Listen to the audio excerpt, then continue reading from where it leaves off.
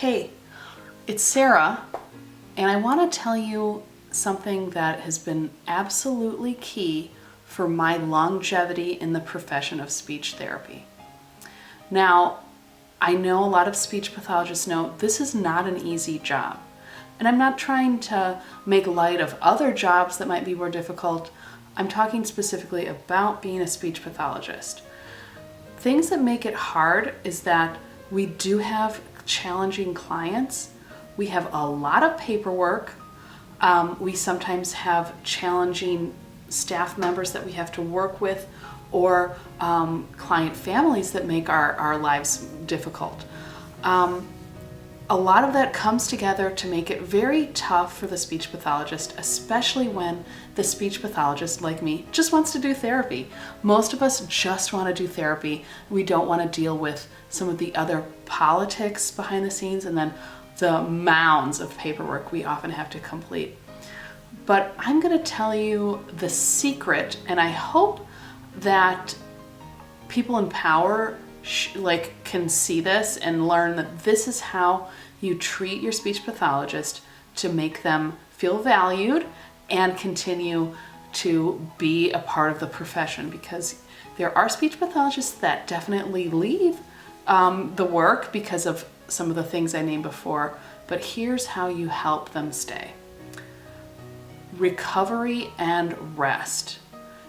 This job, apart from everything else that we have to deal with, the therapy can be tough, and when you get time to recover and rest, you can do great therapy. And that is part of why working from home as a speech pathologist, a teletherapist, has really helped me out a ton. It's because I have small, short breaks that rejuvenate me so I can give really good therapy. And the quality of the therapy matters to the speech pathologist. So when I don't do a good job, it feels bad. I really struggled when I had caseloads in the schools that were in the high 60s, and right around 60, 65. That's when it was really impossible for me to feel good about the therapy I'm doing, or I was doing. Now my caseload's much more manageable, and then between sessions, many times, I have small breaks that I don't have to talk to anybody, breaks that I can rest, get a drink of water, process what's happening in speech therapy, and it really helps me then come back to the next session refreshed and ready to go. Now, the problem in speech therapy right now is that we don't get enough time to rest and recover. That's how we're going to do good therapy, but so many systems are set up for speech pathologists to just literally work all day long with minimal breaks. That is a recipe for disaster. We already have significant shortages in parts of this country of qualified speech pathologists, and so we need to treat the ones that are working hard right now. We need to treat them really well and give them plenty of time to rest so that they can do really good therapy.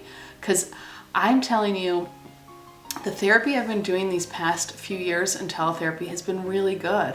And it's because every time there's a break, I can take a breath. I can reflect. I can plan again. I reduce my anxiety. I'm in my own home and I have a dog. Luckily, he doesn't bark during my sessions, thank God. But between a session, I can pat him. I can chill out.